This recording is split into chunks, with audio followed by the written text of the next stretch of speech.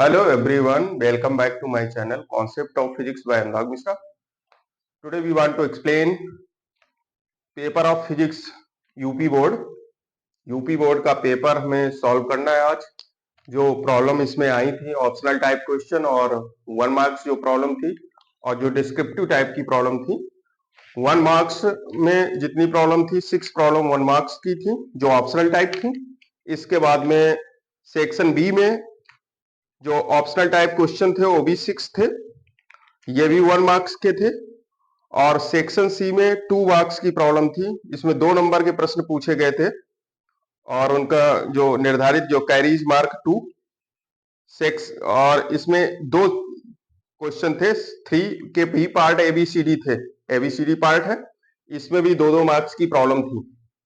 इसके बाद section D है, सेक्शन डी 3 मार्क्स का था, इसमें 3-3 नंबर की प्रॉब्लम थी। 4 के पार्ट थे, 4 एबीसी में, 4 ए बी सी डी ई तक इतने पार्ट थे, ये 3 मार्क्स की प्रॉब्लम थी इसमें। और इसके बाद 5 प्रॉब्लम नंबर 5 में इसमें भी A B C D part थे, A B C D E तक, इसमें total marks A B 3 marks थी। और सेक्शन ई जो था वो 5 मार्क्स की प्रॉब्लम थी।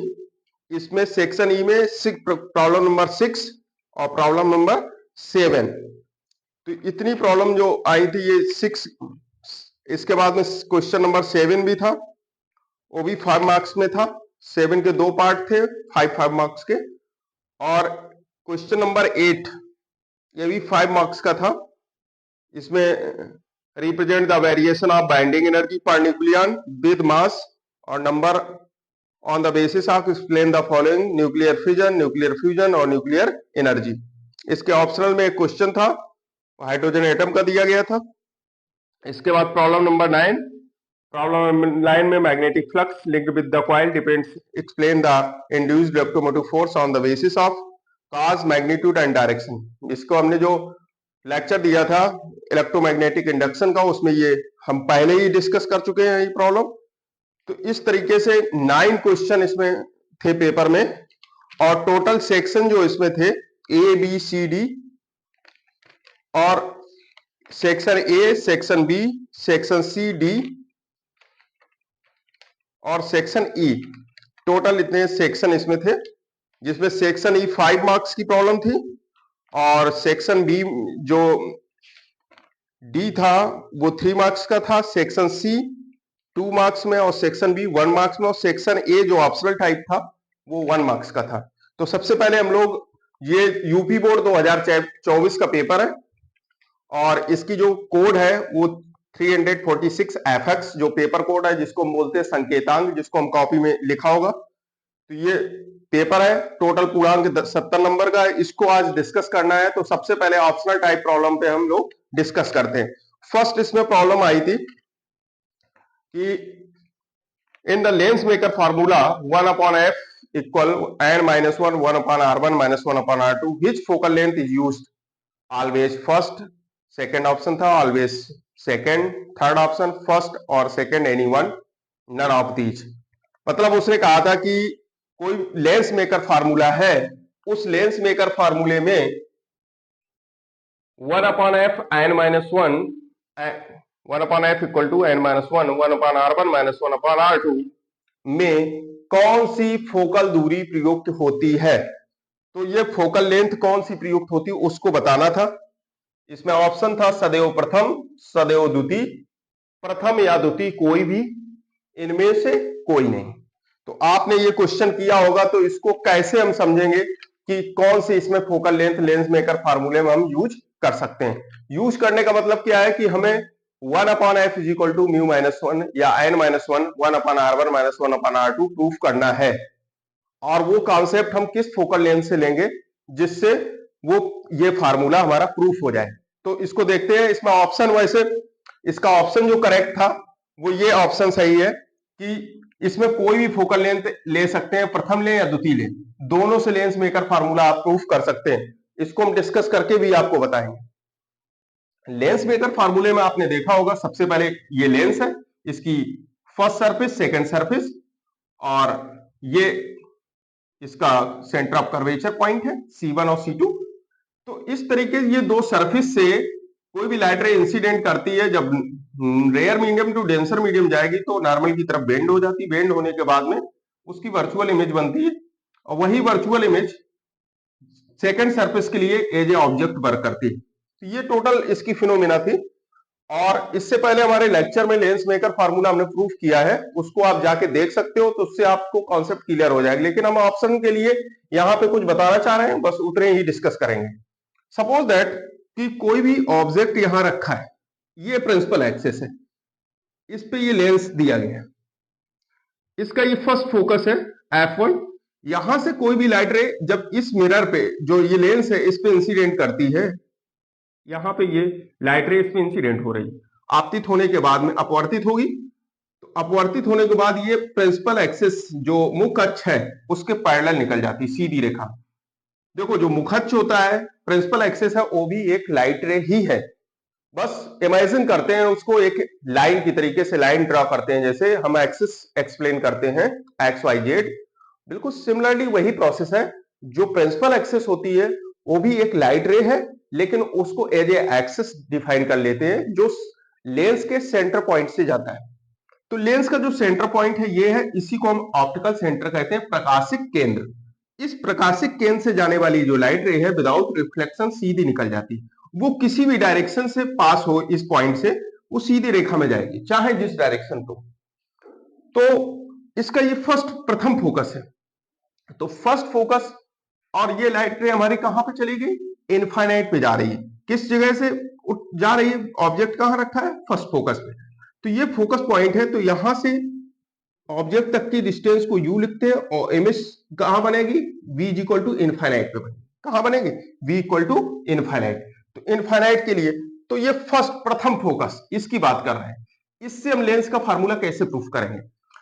लेंस का फार्मूला होता है 1/f equal to n minus 1 1/r1 minus 1/r2। ये जनरल फार्मूला होता है।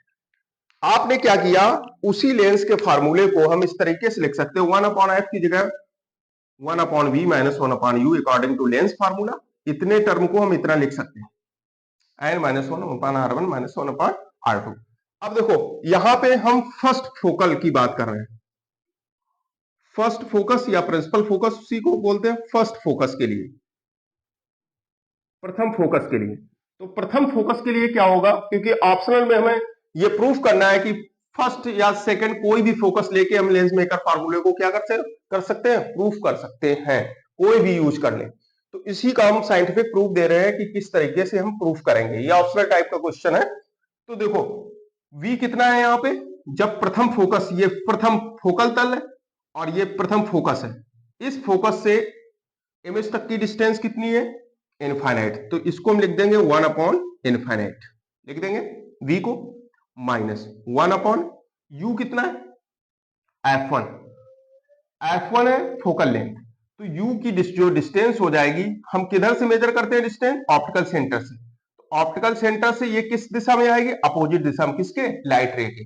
जो प्रकाश किरण है उसके अपोजिट दिशा में हम लोग क्या करेंगे, इसको मापेंगे। तो ये डिस्टेंस जो होगी वो नेगेटिव हो जाएगी। तो u इक्वल टू हो जाएगा माइनस का f1 equal n minus 1 1/r1 minus 1/r2।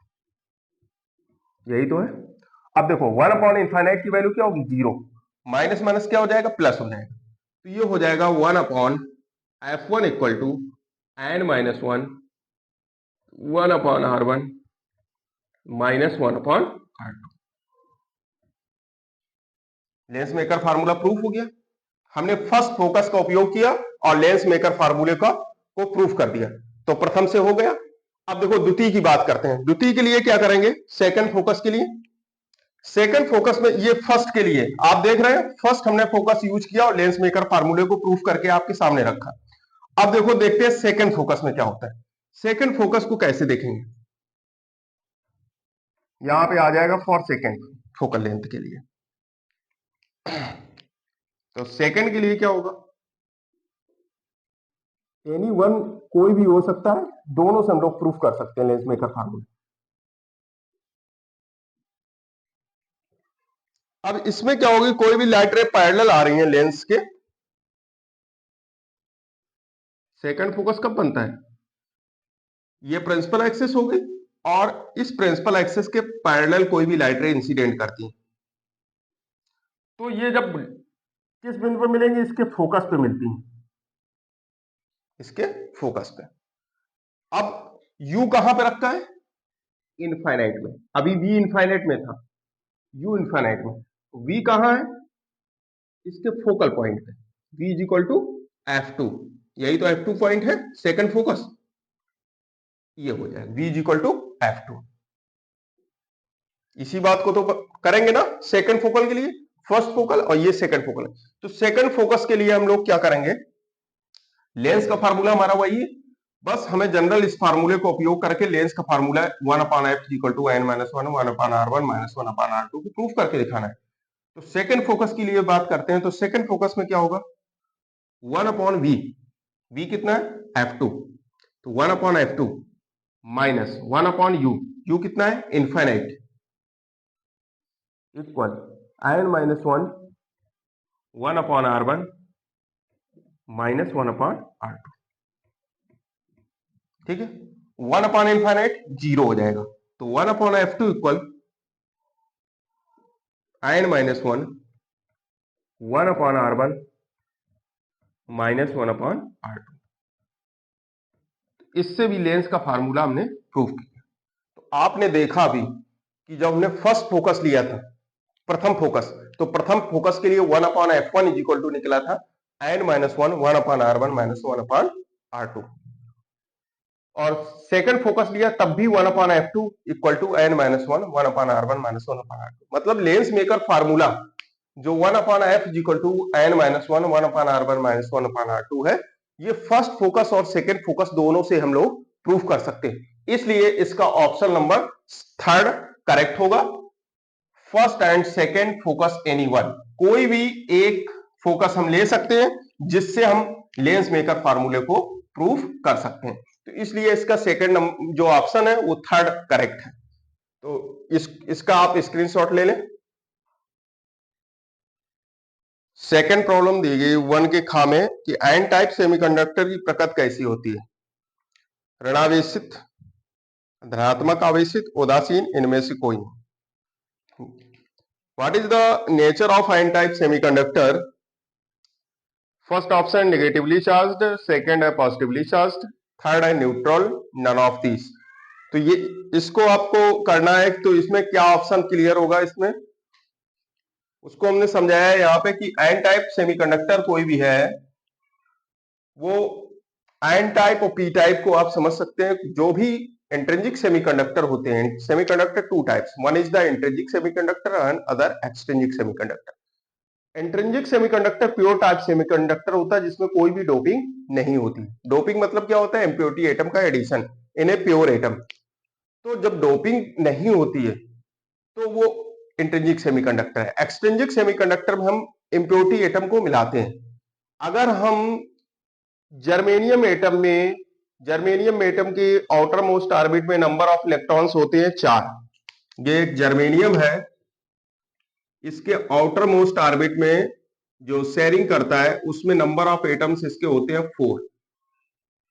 इस जर्मेनियम एटम में इसकी 4 टाइप एटम जो शेयरिंग करते हैं 4 एटम होते हैं, और इसमें अगर हम कोई ऐसी इंप्योरिटी ऐड कर दें जिसके आउटर मोस्ट ऑर्बिट में नंबर ऑफ इलेक्ट्रॉन हो 5, तो 4 इलेक्ट्रॉन क्या कर लेते हैं, इससे शेयरिंग करते हैं। ये जर्मेनियम एटम है, इसके आउटर मोस्ट ऑर्बिट में 4 इलेक्ट्रॉन आपके सामने है। इसमें एक आर्सेनिक हमने मिला दिया, तो आर्सेनिक के जो नंबर ऑफ एटम्स होते हैं वो 5 होते हैं। तो 4 एटम इस जर्मेनियम के साथ क्या करते हैं, बॉन्डिंग कर लेते हैं। अपने नेबरिंग जितने भी जर्मेनियम एटम है, जर्मेनियम एटम के साथ इस तरीके से शेयरिंग करता है, ये बॉन्डिंग होती है। ये अपने पास वाले के साथ में ये बॉन्डिंग हो जाती है, इस तरह की बॉन्डिंग हो जाती है जर्मेनियम की। तो आर्सेनिक के ये जो 4 एटम है ये अपने पास वाले एटम के साथ में क्या करते हैं, इस तरीके से शेयरिंग कर लेते हैं, लेकिन इसके आउटर मोस्ट ऑर्बिट में होती है 5 इलेक्ट्रॉन, एक फ्री इलेक्ट्रॉन इसमें रह जाता है। तो यही एक फ्री इलेक्ट्रॉन जो होता है, इसी से करंट कंडक्शन इस पूरे एटम में होगा। इसको हम बोलते हैं एन टाइप सेमीकंडक्टर, जिसमें नंबर ऑफ एक्सेस इलेक्ट्रॉन जिसमें हो वो एन टाइप होता है। इम्प्योरिटी इसमें कैसी ऐड की, पेंटावैलेंट, 5 संयोजकता वाले। 4 एटम तो इसके सामने हैं, लेकिन हमने 5 संयोजी एटम इसमें मिलाया है।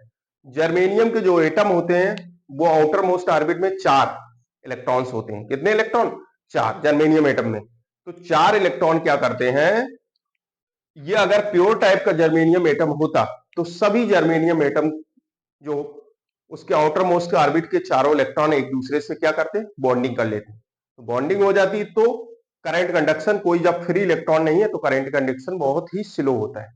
थर्मल एजिटेशन के कारण जो उसमें विक्षोभ होता है उसके कारण थोड़ा बहुत करंट कंडक्शन होता है। इसलिए हमारे साइंटिस्ट ने क्या किया कि सेमीकंडक्टर जो प्योर टाइप की मटेरियल है उसमें हमने डोपिंग कर दी। डोपिंग तो 2 तरीके से की जा सकती है, एक तो पेंटावैलेंट जिसकी 5 संयोजी हो, और एक ट्राइवैलेंट जिस जो 3 संयोजी हो। तो 3 संयोजी अगर होगा तो उसमें एक होल रह जाएगा खाली, 3 तो इसके साथ शेयरिंग करेंगे लेकिन एक होल वैकेंट रह जैसे फास्फोरस इसमें मिक्स करना है। आर्सेनिक की जगह अगर फास्फोरस रख देंगे तो ट्राइवैलेंट इम्प्योरिटी हो जाएगी। तो आर्सेनिक को हमने मिलाया क्योंकि हमें एन टाइप को बताना है, ऑप्शन में आपको एन टाइप एक्सप्लेन करना है। तो एन टाइप सेमीकंडक्टर में जो मेजॉरिटी चार्ज कैरियर्स होते हैं वो क्या होते हैं, इलेक्ट्रॉन, क्योंकि इसमें इलेक्ट्रॉन एक्सेस होता है। लेकिन हम लोग जनरली क्या करते हैं, एन टाइप सेमीकंडक्टर को नेगेटिवली चार्ज बोल देते हैं।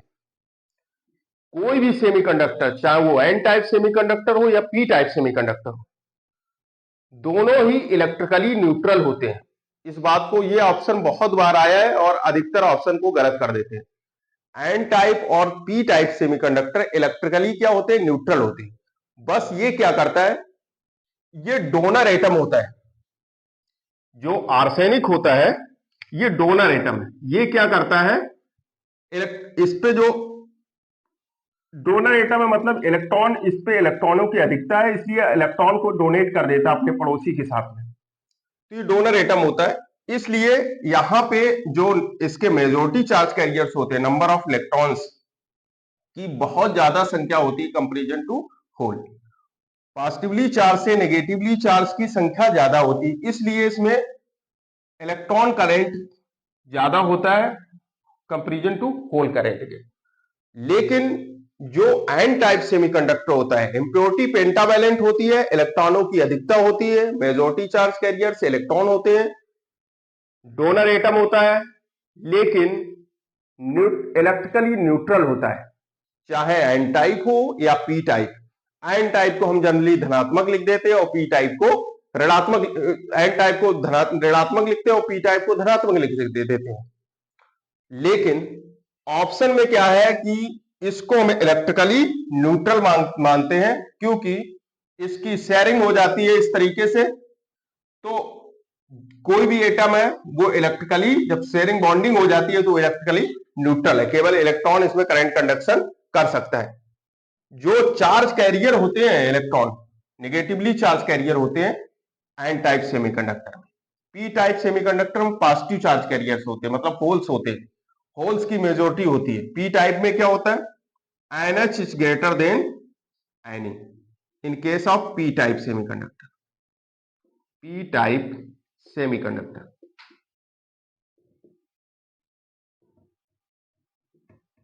but in case of n type semiconductor majority charge carrier से इलेक्ट्रॉन, इसलिए। लेकिन जो सेमीकंडक्टर होता है एन टाइप अर्धचालक की जो प्रकृति होती है वो कैसी होती है, उदासीन।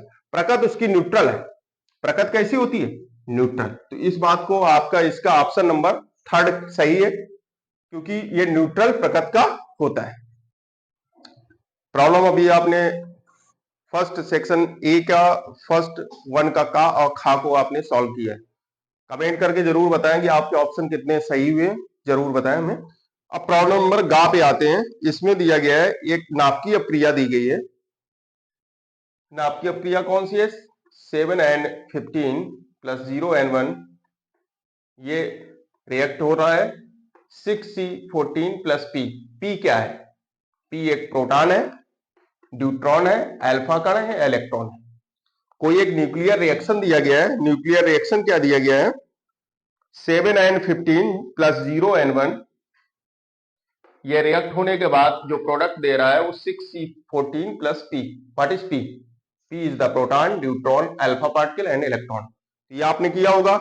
इसमें कौन सा, जब तक आपको ये नहीं पता है कि अल्फा पार्टिकल को किस तरीके से निकालेंगे, इलेक्ट्रॉन को कैसे निकालेंगे, न्यूट्रॉन को, प्रोटॉन को कैसे निकालेंगे, इसको पहले इसके नोटेशन आपको क्लियर होना चाहिए। जो अल्फा पार्टिकल होता है उसको हम कैसे लिखते हैं?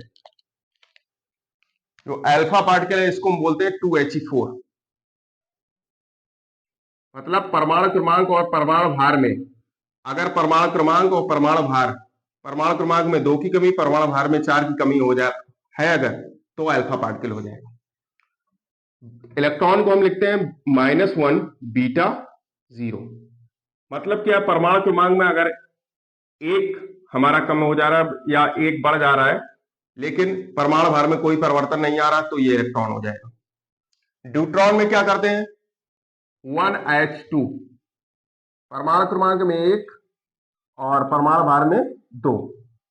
प्रोटॉन को लिखते हैं 1H1, परमाणु क्रमांक और परमाणु भार दोनों में 1 की कमी। तो आते हैं रिएक्शन को चेक करते हैं। क्या दिया गया रिएक्शन आपके सामने है? 7n15 प्लस 0n1, बैलेंस कर लेंगे हम लोग। इससे निकल रहा है 6c14 प्लस p। अब p हमें क्या क्या निकालना है? देखो ये टोटल कितना हो जाएगा? 15 प्लस 1 16 हो गया। 16 से 14 माइनस कर दो, कितना बचा? 16 माइनस 14 2। तो परमाणु भार कितना आ गया? 2। तो यहां जो प्रोडक्ट बनेगा उसका परमाणु भार कितना होगा? 2। इसके बाद 7 प्लस 0, 7 प्लस 0 कितना आ जाएगा? 7। लेकिन प्रोडक्ट कितना निकल रहा? 6। कितना हुआ? 1। अब जिसका परमाणु क्रमांक और परमाणु भार 2 है, परमाणु क्रमांक 1 है, तो क्या बन जाएगा? 1H2। क्या बन जाएगा? 1H2। तो इसका ऑप्शन नंबर सेकंड सही है। सब लोग कमेंट करके जरूर बताएंगे हमें आपके ऑप्शन कितने सही हुए। इसका जो ऑप्शन होगा वो ड्यूट्रॉन सही होगा। क्या है इसका ऑप्शन सही? ड्यूट्रॉन। क्योंकि परमाणु क्रमांक और परमाणु भार में जो चेंज आ रहा है वो कितने का आ रहा है? परमाणु भार में 2 का, परमाणु क्रमांक में 1 का। इसलिए 1H2 ड्यूट्रॉन का नोटेशन क्या होता है? 1H2। 2He4 अल्फा पार्टिकल का, जब 2 और 4 का चेंज आएगा तो अल्फा पार्टिकल। परमाणु क्रमांक में केवल चेंज आएगा तो इलेक्ट्रॉन, परमाणु भार में कोई चेंज नहीं। और परमाणु क्रमांक और परमाणु भार में 1 का चेंज आएगा तो प्रोटॉन हो जाएगा। लेकिन जो रिएक्शन दिया गया है 2024 के फिजिक्स के पेपर में, जिसका नोटेशन जो कोड है 346FX, इस पेपर के अंतर्गत जो हमें रिएक्शन 1 के सी नंबर प्रॉब्लम में जो न्यूक्लियर रिएक्शन दिया गया था वो 7n15 plus 0n1 change 6c14 plus p। तो इस रिएक्शन को हमने बैलेंस किया, तो इसके परमाणु भार और परमाणु क्रमांक को हमने बैलेंस किया। बैलेंस करने के बाद हमें पता चल गया कि यहां से जो परमाणु भार में जो 6 माइनस हो रहा है, तो 1 इससे निकल रहा है, और परमाणु क्रमांक और परमाणु भार कितना? 2। तो 1H2 कितना आएगा? 1H2। तो ये जो पार्टिकल होगा P, तो P पार्टिकल क्या होगा? ड्यूट्रॉन होगा। ठीक है, तो ये प्रॉब्लम आपकी 1 की सी का ये ऑप्शन था। 1 का डी नंबर प्रॉब्लम है। इसमें ये प्रॉब्लम दी गई थी, आपके सामने हमने बोर्ड पे लिख भी दी है, जो पेपर में दी गई। 1D, equivalent resistance, the equivalent resistance of 5 equal resistances connected in series। 5 equal resistance किसमें कनेक्ट है? सीरीज में।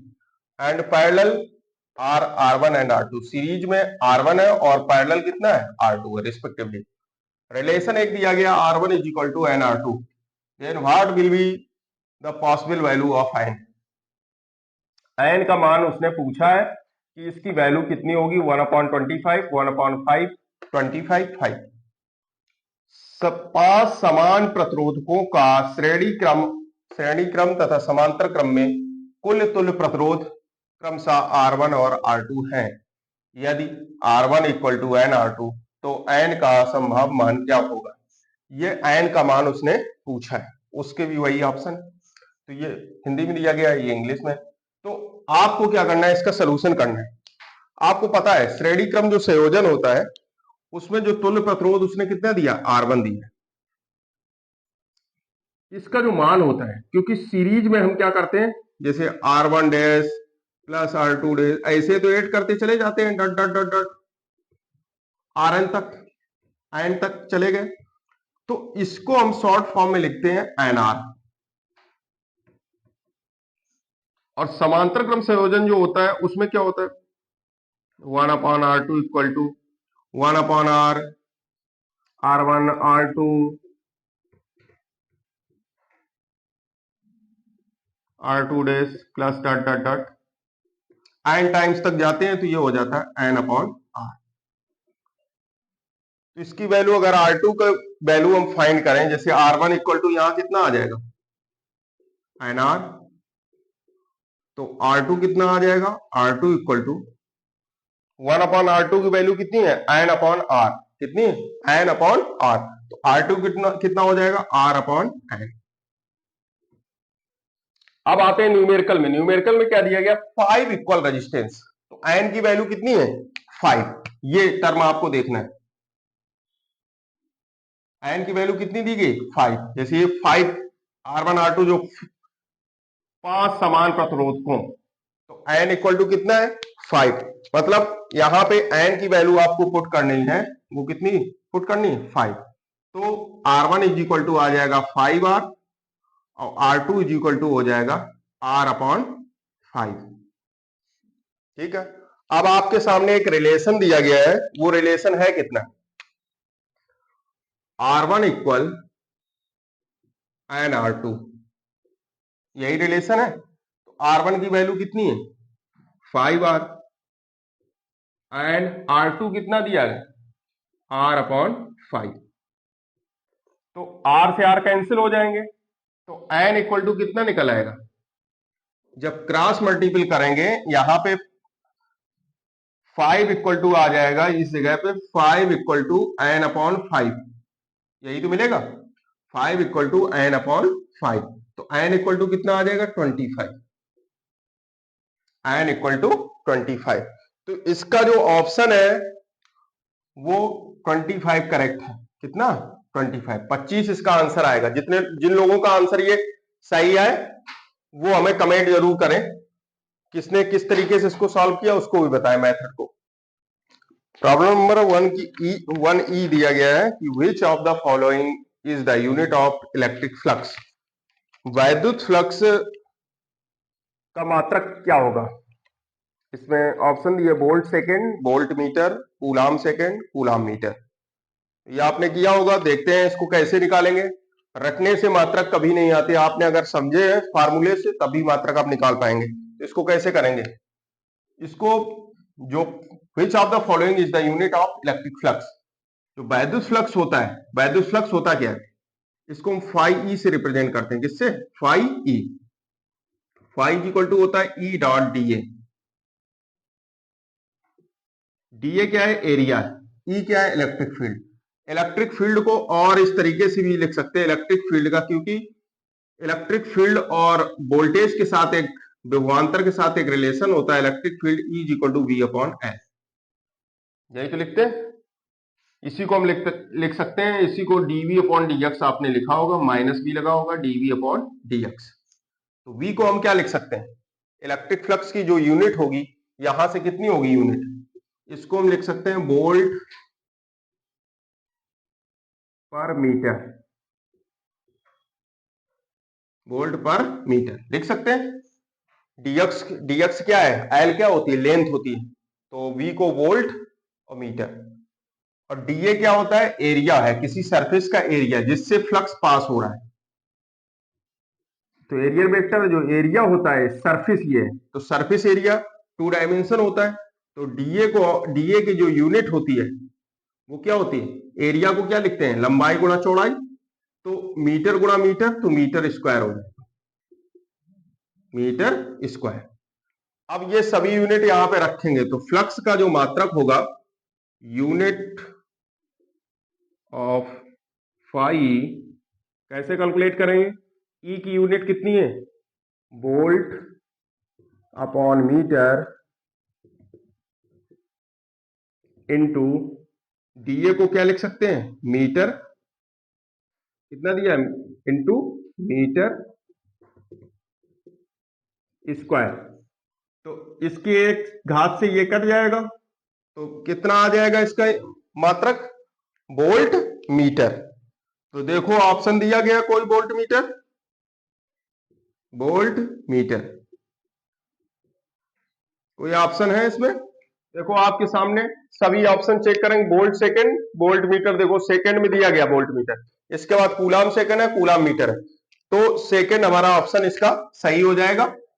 कितने लोगों का ऑप्शन ये सही हुआ और कमेंट करके जरूर बताएं। तो इसका ऑप्शन जो होगा विच of the unit of electric flux, तो इसकी यूनिट होगी वोल्ट मीटर। आपके सामने है, देखो रटने वाला कोई काम नहीं है, आपने फार्मूले से, फार्मूला तो सबको पता होगा इलेक्ट्रिक फ्लक्स का, तो आपने फार्मूले से प्रूफ किया है। तो इस ये फार्मूले से आपने वोल्ट मीटर यहां पे निकाला। इसका ऑप्शन नंबर 1 ई का ऑप्शन नंबर कितना है, सेकंड सही है, कितना, सेकंड, कमेंट करके जरूर बताएं। अब प्रॉब्लम देखते हैं, लास्ट ऑप्शन दिया है सेक्शन नंबर फर्स्ट का, लास्ट ऑप्शन दिया है, उसको एक्सप्लेन करना है। इसमें पूछा गया है 1 का एफ में, if the resistance of ammeter and millimeter are x1 and x2 respectively, then x1 is greater than x2, second में x1 equal to x2, x1 is less than x2, fourth में x1 is greater than x2। ये दिया गया है कि कोई भी ammeter और मिलीमीटर, मिली एमीटर है, उसमें उसके प्रतिरोध x1 और x2 है। x1 प्रतिरोध दिया गया है एमीटर का, और मिलीमीटर का प्रतिरोध कितना दिया गया, x2। तो इसमें ऑप्शन दिए गए हैं, उस ऑप्शन में कौन सा ऑप्शन सही होगा, ये लास्ट प्रॉब्लम है इसकी। देखते हैं इसको कि एमीटर दिया गया है, जो एमीटर का करंट है और मिलीमीटर का करंट है, इसको 1 एम्पियर में इसको मेजर करते हैं, लगभग 1 एम्पियर, और मिलीमीटर में जो करंट होता है उसको हम 10⁻³ एम्पियर में मेजर करते हैं, 10⁻³ एम्पियर में। तो करंट किसमें ज्यादा है, मिलीमीटर में, वो कितना है 1 एम्पियर कोट का हम मेजर करते हैं, और इसको 10⁻³ कोट में मेजर करते हैं। तो जब करंट, एमीटर का करंट मिलीमीटर से ज्यादा होगा, इसका मतलब क्या हुआ, इसमें फ्लो ऑफ करंट इस मिलीमीटर से ज्यादा है, इसलिए जिसका करंट ज्यादा होगा उसका रेजिस्टेंस कम होगा। इसलिए x1 रेजिस्टेंस किसका है, x1 एमीटर का है, और मिलीमीटर का कितना है, x2, इसलिए x2 ग्रेटर देन x1 होना ही चाहिए। अब इसको आप कहेंगे कि आपने कैसे कह दिया x1, ये ऑप्शन सही होगा, x2 is greater then x1, क्योंकि मिलीमीटर में जो करंट फ्लो है वो कम होता है कंपेरिजन टू एमीटर। इसको हम देख सकते हैं, एक आपने गैल्वेनोमीटर शंट के थ्रू जब एमीटर का बनाया था, गैल्वेनोमीटर से एमीटर, तो उसमें क्या किया था, ये करंट फ्लो हो रहा है, एक सर्किट में आपने क्या किया था, गैल्वेनोमीटर लगा दिया था, और इसके थ्रू एक शंट आपने लगाया, शंट एस, जिसको हम शंट रेजिस्टेंस भी बोलते हैं। इस तरीके से एक क्रॉस आपने क्या किया था, शंट लगा दिया था, तो ये एमीटर बन गया था। अगर इसमें करंट आई फ्लो हो रहा है तो इसमें जो करंट जाएगा IG, और इसमें करंट है IS, और फिर से I, यही तो है। ये एक आपने ये एमीटर बनाया था, किससे, गैल्वेनोमीटर से एमीटर बना दिया था।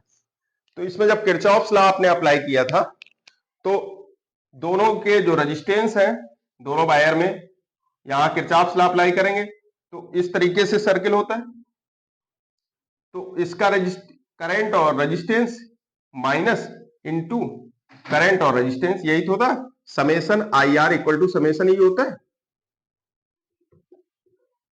यही तो किरचॉफ्स लॉ है। तो इसमें अप्लाई करेंगे किरचॉफ्स लॉ, तो किरचॉफ्स लॉ अप्लाई कर दो, क्या हो जाएगा, IG into G minus IS into S, S resistance है, शंट रेजिस्टेंस, जी है गैल्वेनोमीटर के लिए, इक्वल टू कोई इसमें ईएमएफ नहीं है इसलिए जीरो, तो IG into G equal IS into S, इसको हम लिख सकते हैं IG अपॉन IS इक्वल हो जाएगा S अपॉन जी। अब न्यूमरेटर और डिनोमिनेटर को हम लोग क्या करेंगे, ऐड कर लेंगे, न्यूमरेटर डिनोमिनेटर को ऐड करेंगे तो किस तरीके से लिख सकते हैं, इसको ऐसे भी लिख सकते हैं IS अपॉन IG इक्वल हो जाएगा G अपॉन S, ठीक है। तो इसमें दोनों साइड +1 कर लो, +1 यहां कर लिया, +1 यहां कर लिया, तो इसको हम कैसे लिख सकते हैं, जब +1 कर लेंगे तो इसको सॉल्व करेंगे, यहां देख लेते हैं इसी स्टेप को, तो यहां हो जाएगा IS plus IG upon IG equal G plus S upon S।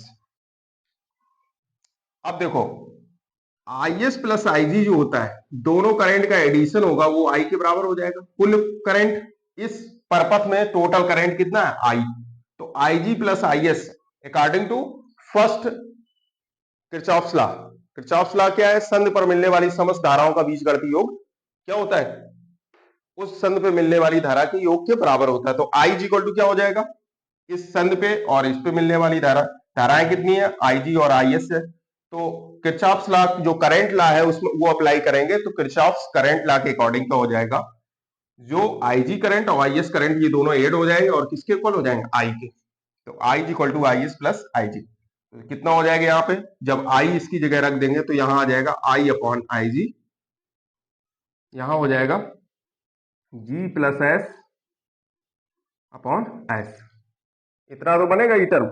अब इस टर्म से आप देख सकते हैं, क्योंकि यहां पे जो टर्म दिया गया है I G plus S upon S into IG, तो ये जो करंट है, टोटल करंट, ये इनवर्सली प्रोपोर्शनल है शंट रेजिस्टेंस के, मतलब क्या है, I inversely proportional to S, S क्या है, एक रेजिस्टेंस है, तो अगर हम ये माने सपोज दैट, क्योंकि रिलेशन हमने प्रूफ किया है I inversely proportional to resistance, अब अगर ये एमीटर के लिए है तो यही बनेगा IA ऐसे, और मिलीमीटर के लिए IM ऐसा। अब देख सकते हैं क्योंकि करंट की वैल्यू किसकी ज्यादा होती है, एमीटर में, तो उसका जो रेजिस्टेंस होगा ऐसे वो कम होना चाहिए कंपेरिजन टू मिलीमीटर, मतलब ऐसे इज लेस देन ऐसा।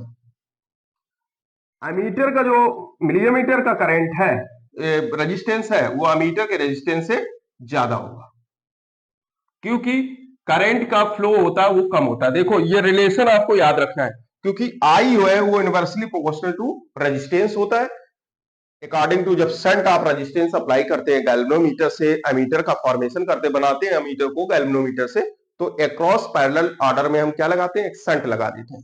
तो शंट इस फिनोमिना के अकॉर्डिंग क्या होता है, जो टोटल करंट होता है सर्किट में वो रेजिस्टेंस के इनवर्सली प्रोपोर्शनल होता है, आपके सामने ये रखा है I inversely proportional to S, इसलिए जिसका रेजिस्टेंस ज्यादा होगा उसका करंट कम होगा, और जिसका करंट ज्यादा है उसका रेजिस्टेंस कम होगा, ठीक है। तो करंट किसमें ज्यादा होता है, एमीटर में, कंपैरिजन टू मिलीमीटर। कारण क्या, मिलीमीटर में 10⁻³ कोट का करंट हम मेजर करते हैं, इसमें 1 एम्पियर मिनिमम, 1 एम्पियर का करंट एमीटर में, ये आपको याद रखना है।